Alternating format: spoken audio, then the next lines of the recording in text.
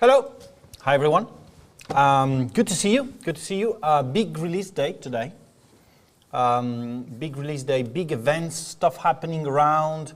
Very exciting times. Hi, Neil. Hello, Marco.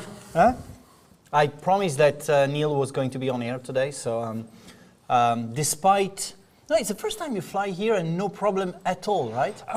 It's the first time I've flown here for a stream, and that hasn't been a problem. All right, okay. There's been a couple of times in the summer when it didn't really matter, and it was fun. All right, okay. When it doesn't matter, you're always on time then. Yeah. By the way, did you manage to roll out the latest beta for Field of Glory Kingdoms? I thought I was going to have a day off today, just sitting around waiting for tea time, having done my work yesterday, which we will come to. No, I had to spend all day down here in this freezing cold room. It is freezing cold. Helping with recording. So apologies to all, everybody who's waiting for an invite for the Fog Kingdoms Steam beta. Particular apologies to Pocus if you're in there anywhere. I've already apologised directly, but I'm going to do it on the internet as well. The next couple of days, before I go to Poland next week, of course, we'll see the release of the Fog Kingdoms Steam beta. I don't even understand why you go to bed. I mean, you should be working after midnight anyway. Indeed. Big release day today, I was saying. We've got two releases because we either do nothing for 6 months or do everything on the same day. Yes. It's very much like a Slitherine thing. We got two releases. The first one is the Panzer Corps Axis Operation 1946, which is the last chapter in the Axis Operations series, and the other one is Warhammer 40,000 Gladius Drukhari. So two DLCs, two big DLCs, two huge DLCs actually. I will start with the 1946. So I've got a video for you and we'll be back after that.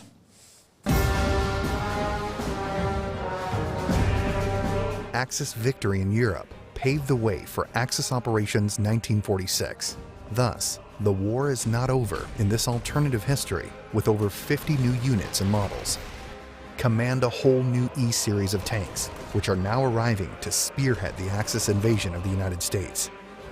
Get ready to deploy mighty land cruisers, effectively naval weapon platforms on treads, dreamt up but unrealized weapons designed to project power over great distances. As a mighty invasion fleet prepares to take on the U.S. in their home waters, embark on a most audacious plan to take down an atomic superpower. The Americans won't hesitate to use any and every means at their disposal to triumph, but you are not without resources in this bitter fight to the end. The German-Japanese alliance has formed a mighty invasion fleet, and what invasion could be complete without all new supersized naval models? See the massive Yamato battleship in exquisite detail as she deals massive damage with her main guns. How will your campaign be remembered? I like to compare screenshots of the early 1938 Spanish Civil War DLCs with these ones. Like you can actually see it's like almost like two different games. Yeah. You know, number of units, you know, technology, everything that's so different, which is great. And I think that this one is really cool because you get to play with some really amazing kit. Overall, like have the ability to do these fictional scenarios is also giving a lot of freedom to designers and players as well, you know, to do things that are not particularly linked to history. So, you know, fantasy stuff that makes your things even more exciting sometimes. Yeah, so this is out now. You can find it on Steam and basically everywhere in the world. Where you have a third-party Steam key reseller. Epic, GOG, and what not. This is the last episode of Axis Operations DLC series. There will be more Panzer Corps content. That's the word. That's the word. Content coming out next year, of course. We're cooking up some very cool stuff, but we'll tell you more when it's time. Hey Neil, hey Marco, tell me what the next... Okay, who is this question coming from, Neil? Hello, Mordante. It's a pleasure to finally get to say hello to you. Gosh. And also Shards was saying hello to Neil. Yeah, we're all here today. And we have John Coughlin. We do, just off camera. Watching this live, and we'll come to that later. This is one of the reasons why we have Neil here, because he wouldn't come for tea time only. We're not that important for him. The other thing we're releasing today is Warhammer 40,000 Gladius, Duari. This is the latest faction DLC for Warhammer Gladius, which is going from strength to strength. You can find it in discounted form on Steam and so many other stores this week because of the release week of Duari, and we have a little intro movie to show you for this specifically. We were born into the war in heaven. The war with no victors. Yet we survived. We thrived. We ruled. For uncountable eons, this galaxy was ours, and we gloried in it. Deeper and deeper into excess, until we birthed a dark god. We regret nothing. Only the weaklings were swallowed. Only the craft world fools stepped back. We learned and adapted. Tormented the cattle race to prolong our days. In chaos, like Gladius Prime, we glory. We raid, kill, take. Eldari, we are no more. Today we are Duari. And this planet is ours.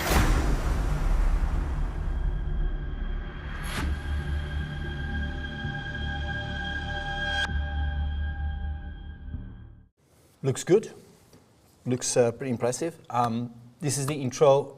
As you know, every faction has its own little intro, and this is the latest DLC for Gladius, which is now standing at 55,000 DLCs available, I think. This, of course, it's faction based, so it's very much like the faction you like. But there's many people who have actually all the factions. This is really cool to see that sort of it's becoming like a collectible item, having all the factions for Gladius, which is after all this time still one of the best selling and best performing and most played games of the Slitherine catalog, which is great. I can still see a lot of people hungry for content, so it's like, what are we doing next? And it's more like, what's left? So that's the real question we've got. But really cool to see that there's still stuff that we can play with on Gladius Prime and have our players enjoy. Now, Neil, why are you here? Well, the real reason I am here is because yesterday we were running a focus group in the very large room upstairs that is ideal for such things, running a focus group for Scramble. All right. Which I know a lot of people have been waiting to hear news on for a long time, and we haven't said anything about Scramble in, I think 2 Christmases ago. Something like that. It's been a really long time since we've said anything at all about it. And I think a lot of people have interpreted that nothing is happening on the game, or that we've forgotten about it and moved on. And nothing could be further from the truth. A lot of my life is taken up with Scramble all the time. Yesterday we were running a focus group here with a number of students from nearby university, college? It's an academy, sort of started as a programming design academy, and now they have all sorts of gaming courses. Yeah, I think they were all game design students yesterday. So we had a bunch of guys come in, they sat down in front of Scramble for a couple of hours. Obviously they've never seen it before. Nobody outside the company has ever seen it before. Unless John's been showing it to his buddies, not sure. We put together a pack of missions for them.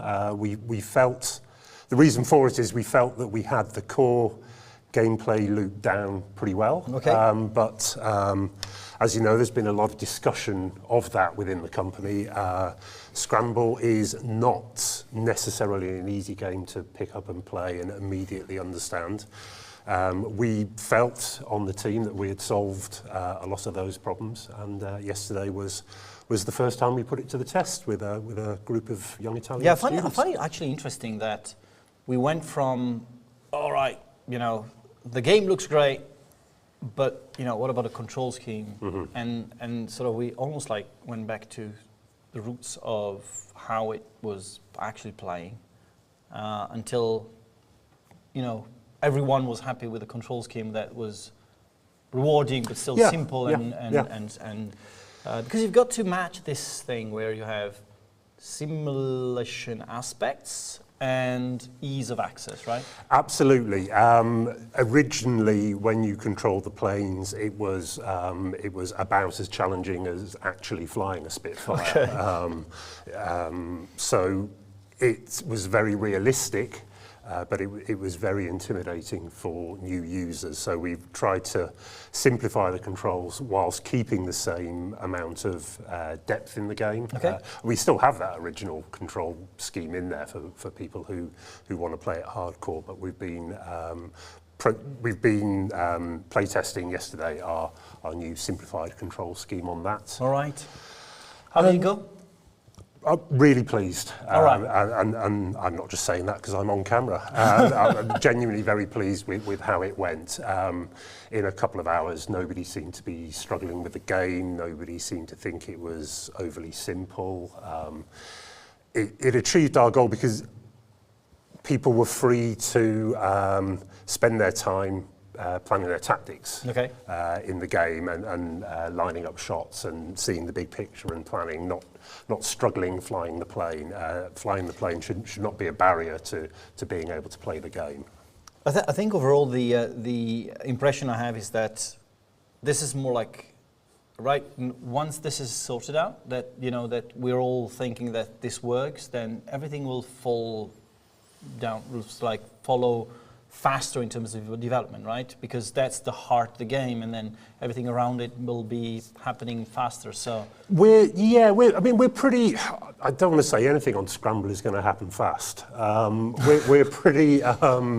We're pretty happy with core gameplay now. We think it plays well, it's challenging, it's rewarding, it's very satisfying to shoot down an enemy playing, because it's not easy, but it is doable.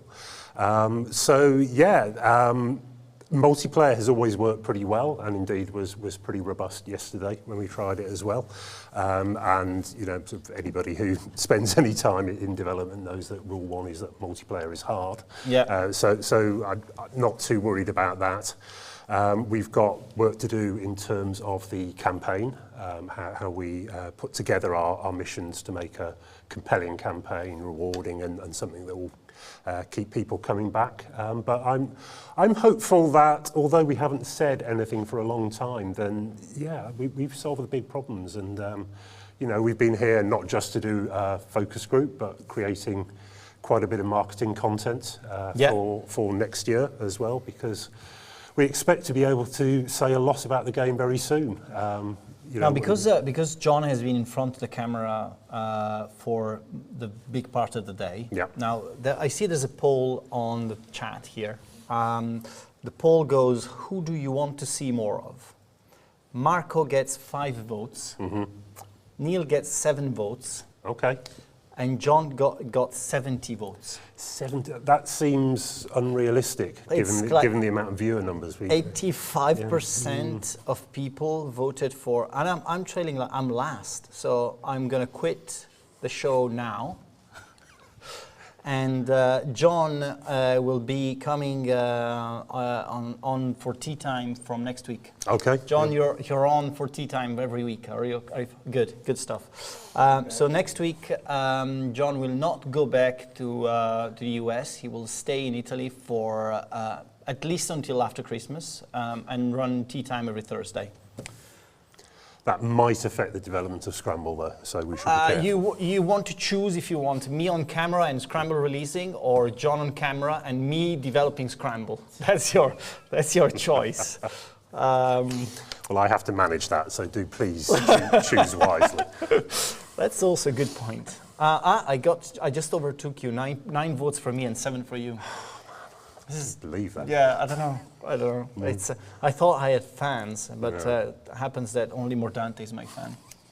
Everyone else hates me. That's not a problem, guys. Don't worry about it. I don't feel bad about that. A couple of other things I want to say about Scramble. One is the recurring topic of playing it with a keyboard or playing it with a controller, right? Did you test the two things yesterday? We did. We focused mainly on keyboard because keyboard was not always the prime focus of the team, but obviously it has to work on keyboard. We weren't at all concerned about controller working, to be honest. Okay. We were very confident internally that it felt good to play with a controller. So we tested it mainly with a keyboard as well. A couple of guys picked up controllers towards the end, just to see the difference. Even Enzo picked up a controller towards the end. Yeah. We got a very good bit of feedback in that it was hard to fine-tune your movements with a keyboard. So that's something we need to go away and work on. For example, kind of ultra-precise movements with a keyboard. And that's easier with controllers, though? Yeah, it seems to be easier with a controller. So that was one of the many useful things that we took away from yesterday. Cool. But absolutely, controller or keyboard and mouse, both will be and more in general, what's your thing about, because for strategy games we seldom do focus groups because it's very hard to test focus group gameplay. Well, for Scramble we had this thing where right, we have to test the control schemes. Basically, Yeah. that was it, right? We didn't focus on testing everything in the game. It's just about that. You know, what's your view on focus groups in general? It's for the types of games we do. Well, I think Scramble worked very well in a focus group yesterday because the core gameplay loop is very snappy. You're immediately into the action and you're being fired at and you've got to take action and you've got to control your plane, and it all feels quite intuitive. You don't need any time to sort of pick up and play and start engaging with it. One of the challenges we've had for Scramble is there just aren't that many other games like it out there. You don't look at all the other turn-based flight sim dogfighting games and think, well, these guys are doing. I mean, you know, we all look at things and think, well, they do that, they do that. You know, everybody in the industry does that. We can't really do that. You know, I don't want to suggest that what we're doing is unique, but there's not a lot of stuff in that space. So, Well, it is unique in a sense. I mean, it's kind of interesting that, you know, it's a space that's not really covered by anyone. It's either like real-time simulation or, you know, these games that are more about deploying and I think that was one of the novelties for it. And when we signed Scramble, I just joined the company, so I wasn't too involved when we were signing it. But I think sort of the proposition of a dogfight, but it's turn-based. Well, you think, okay, that's quite fun, and you get the idea. Then when you actually start trying to make a game about that, the challenges that brings soon become apparent. Like the irony of your colleague. It's like quadriga chariots, but with planes. Yes. No, it isn't. Well, yes. Well, they are both turn-based, and they're both WeGo as well. We don't have that many WeGo games. In fact, but it's like XCOM then with planes then. Right. So. Right, the other thing you're here for, but before we get to Broken Arrow, which is always a hot topic. I have noticed that, yes.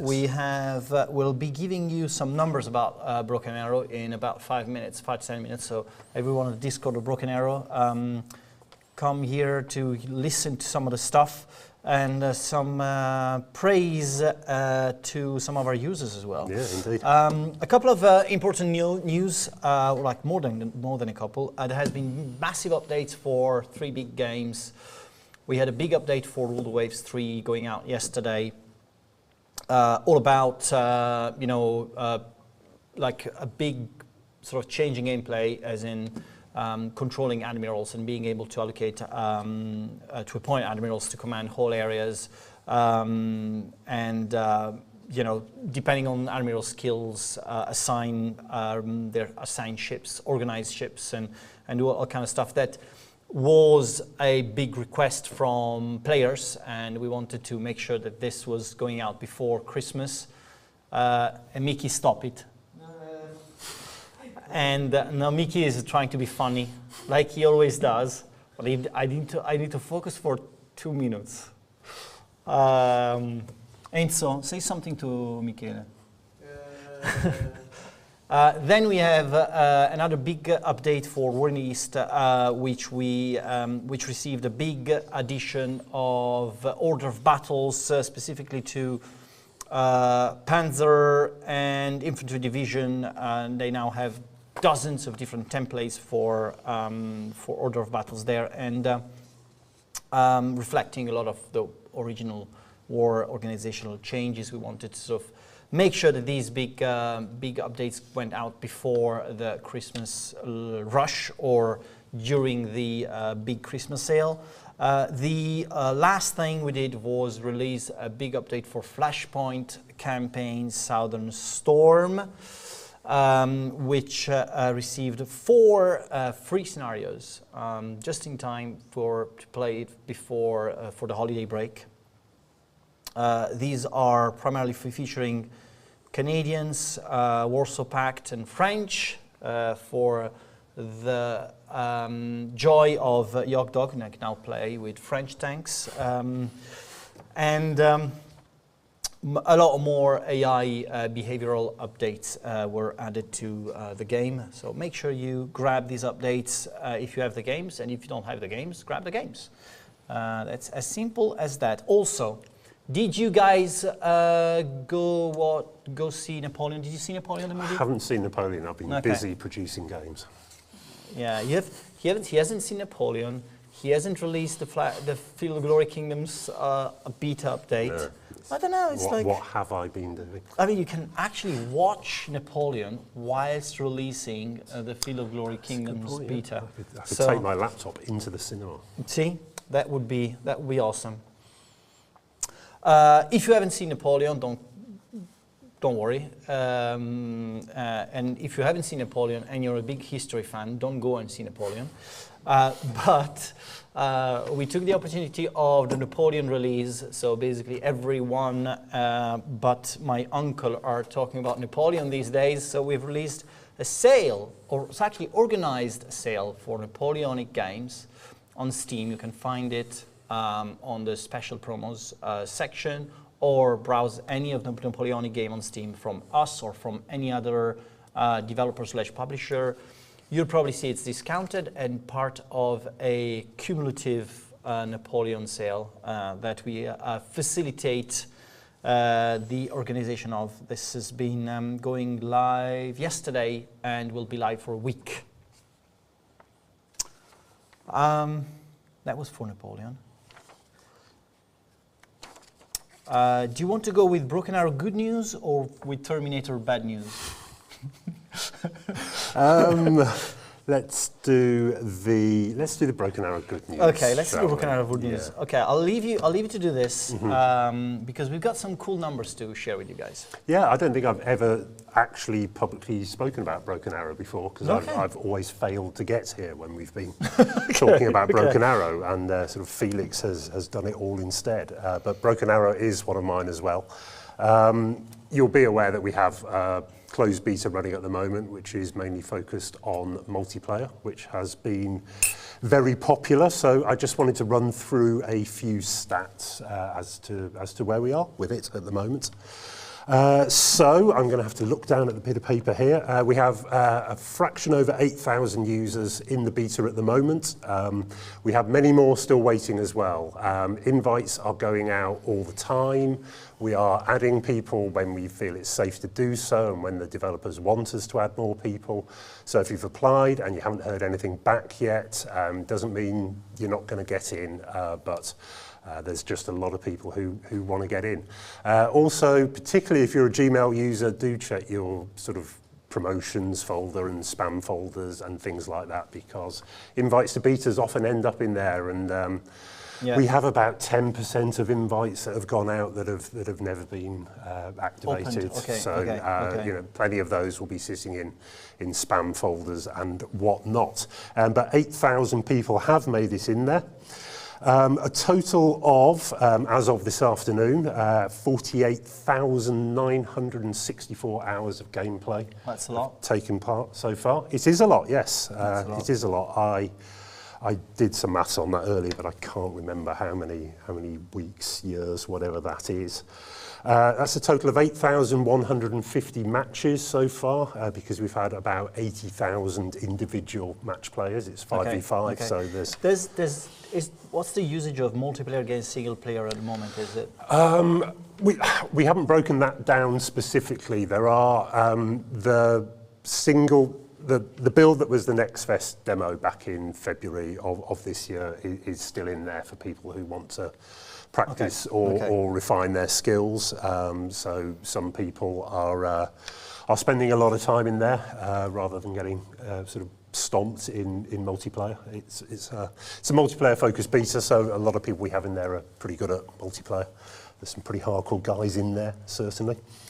What have we got? We have the number of units killed so far, 2,072,598. So, yeah, that's a lot of tanks by the side of the road.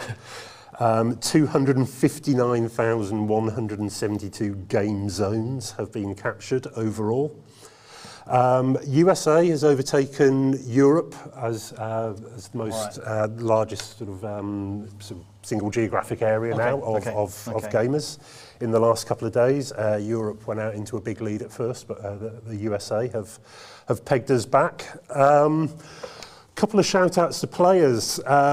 Deadliest player overall, we have Fedor. Congratulations to you, sir, with a KD ratio of almost 4.5. That's insane because the next highest out of all 8,000 people in there is 2.5. So is Fedor cheating? I asked specifically this afternoon if Fedor was cheating, and the answer is no, and you need 100 minimum kills and deaths before you can be counted. So it's not even like one guy who's killed 2 tanks and not died. But a shout probably has to go out to Shonka as well overall. He has 8,458 kills overall, and almost the most time in the game as well. Wow. So Tushonka, whoever you are very hardcore and very deadly. I wanted to give a final shout out to Poot Snoop Boogie, because he has lost more units to friendly fire than anybody else in the beta. An enormous 987 units. So he's killed 987 of his own units. How many enemy units is a question that'd be interesting to I think we probably do have stats on that somewhere. So a ratio of that as well, considering his nickname, I think is probably my favorite player anyway. A Poot Snoot Boogie. Yeah, never give up, man. Yeah. No space, all one word. He's really good at shooting himself in the foot. Now, family business. Neil's mentioning numbers. Also remember to check your Spotify Wrapped numbers. I said I had to say this. Smooth. You see, I let it slip in. Like that. Are we going to add more people now?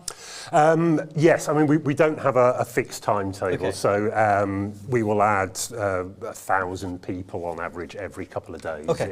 Is what we're doing. So if you are waiting, it's unlikely you will have to wait very long, but we might hold back a big group of reservists because. The point of the beta is not just to have fun. We are also testing, rather more dull things like server loads and stress tests and such. So yeah, that's why we're doing it. Really. Yeah. So a big group of new recruits will probably be. We're trying to pick a time when we can get a whole load of people in all at once, and we might sort of hold back some people for that. So people are getting added, and people are still signing up as well. I mean, since the beta's open, we've probably had about 3,000-4,000 applications since we've started adding people to the beta. So people are still signing up, people are still getting added in. So if you're not in today, it doesn't mean you will never be in. We don't have a firm date for turning off the beta. We're just going to keep it going whilst it's useful, and it's still useful at the moment. So no, absolutely. And the goal of the beta is, of course, that we want to sort of give a lot more player the ability to play the game before it releases, but the main goal really is to understand. I mean, the whole thing started as, we need to test the multiplayer because we need to get ready for release and understand how the multiplayer service would work. There's no secret. This is the first time for us that we sort of do something that's potentially so big in multiplayer, so requires a lot of infrastructure that we have to test a lot before. I mean, we've got the knowledge on how to do it, but we have to sort of practically check. It's just sheer numbers, as you how say. It works. It's big and it's live multiplayer rather than turn-based stuff. So yeah, it's we want to be sure we get it right. Yeah, absolutely. I was saying that there's some news for Terminator. I was actually hinting at that last tea time, or even the previous one as well. But before I could make it official, we had to check on a number of with a number of people. Terminator has been delayed. Terminator has been delayed to the 21st of February next year. Just checking if somebody is going to kill me for this, but it's been delayed for a number of reasons, really. The Steam Next Fest demo gave us a lot of precious indications of what was working and what was improvable. We made a list of these things. We actually made this list public. It's in the Steam. It's on the Steam page. And in this list, there were a number of things that we thought were going to take less time to implement. On top of it, we're tested. Again, a good point here for attaching to the Broken Arrow subject, multiplayer. And again, this is part of the game where we wanted to make sure that the game was delivering. And unfortunately, some of the multiplayer stuff was, still needed balancing and fixing. So we decided that it was a good time to do it over Christmas and release the game afterwards. We don't want to release something that makes people think that we don't care about the games, so we prefer to postpone stuff, although sometimes it's not good news. Sometimes people are waiting for the game and they want to play it. When we say we release it, and we just realized that we couldn't make it for December 7th, so we'll take this extra couple of months to refine things, make things work, make things also compatible with every possible graphical card in the world. And this is another point that's not trivial. And we'll deliver the game in its best possible form. Beta for Terminator is still open. Absolutely. You can subscribe and you can ask, please. I was waiting for the game to release on the 7th. Now my Christmas is ruined. Please add me to the beta at least. And if you cry hard enough, I'm sure that you'll get a place on the beta. Send us a video of yourself crying. Oh gosh. Yeah. Some people do. Some people may do that. I'm not asking to do it, but I don't handle beta applications, so I'm definitely in favour of that idea. Yeah, why not? Yeah. One other important thing, the streaming schedule this week is not going to be very reliable. Think so, right? No. So I'm not going to say anything about the streaming schedule. Check out the Twitch channel on Monday morning and for a better understanding of what's going to happen on Twitch. The only thing I can tell you is that Stargate Timekeepers tomorrow at 6 p.m. Yeah, tonight, sorry. I'm depressing it bad. Panzer Corps Axis Operations 1946. After this, with XTRG. Hello, XTRG. I hope you're fine. And Yog Dog is playing Gladius Drukhari, at 6:30 tonight. I was saying tomorrow at 6 p.m. we have Richard York playing Stargate Episode 1. The demo is still available on Steam if you want to download it. It's one of yours as well, right? It is one of mine as well. Excited about that? I am very excited. Somewhat nervous now because we're so close to release now. But yeah, we're pretty much there. We've got a couple of big things to sort out still, but the game itself is looking really good. I was looking at it this week before I came over and delighted with how it's coming on. Yeah, that's great. And as always, the last 2 weeks are the most stressful time. God, So because you want the team to be very relaxed and you want the team to just not take it too, just don't get too stressed. Yeah. You go and visit them next week. Exactly. I thought what could cheer them up more than having their producer come and sit there for 2 days and point out every mistake he can see. That's a great move, Neil. Very good. In case I don't find enough, I'll be taking Annie with me as well to find some more mistakes that they can hurriedly fix before release. 8 p.m. Tomorrow, Distant Worlds 2 with Das Tactic, and Yog Dog again playing Gladius at 10 p.m. Yogdo will enjoy playing his Gladius these days. Otherwise, there's a problem. Just a reminder also that on January 31st next year, your Slit points will be zeroed out, and we start from scratch with Slit points. We're not scrapping the program, we're just starting again, rebooting it, making sure that you have enough notice to spend your slits as well, and make sure that you spend them on games that you know are on the store now. If there's not the game that you want, ping us a message. We might want to make last-minute additions towards the Christmas period as well. But of course, during Christmas, there's lots of discounts as well. So make sure you take that into account.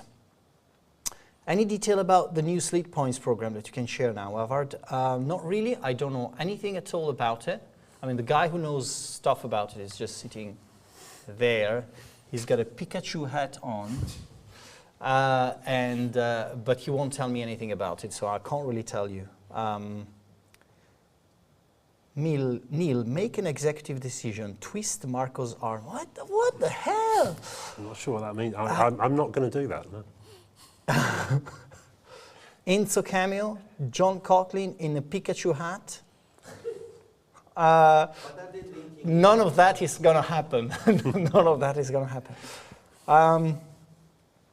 Fog 2 News. No, really, no chance at all. I will see you next time on Thursday next week. No Neil. Who do we have next week, Enzo? Can we bring someone special on? Adriana is back next week. Next week we're going to do a stop with something. Next week we're not going to be live. We can do it on Wednesday if you want. We can do it on Wednesday. We'll do tea time on Wednesday, see how many people show up. Because next week on Thursday it's a bank holiday in Italy. No, it's a bank holiday in Milan. Only Milan. It's the, what do you call it this? Every town has a saint. Patron saint. Sant'Ambrogio. So we're all off. This is one of the reasons why Terminator is not releasing next week, because that was going to be a bank holiday for us, and we didn't want to lose a day of holiday, sorry. Anyway, guys, hopefully see you Wednesday next week. Who knows what can happen. Thanks for following us. Thanks for being with us, Neil. It was a pleasure to be here. And I will make sure everyone gets invited to the Terminator beta if they send a video of themselves crying. See you next week. Bye.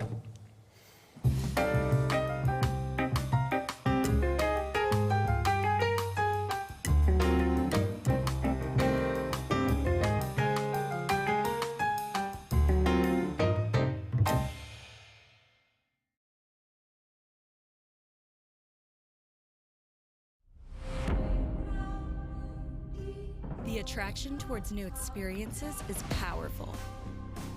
Alienware gear isn't made to resist that pull. It's made to accelerate it, to transport you to new places where you can embrace difference and leave familiar behind, bringing you ever closer to the ultimate experience. See you on the other side.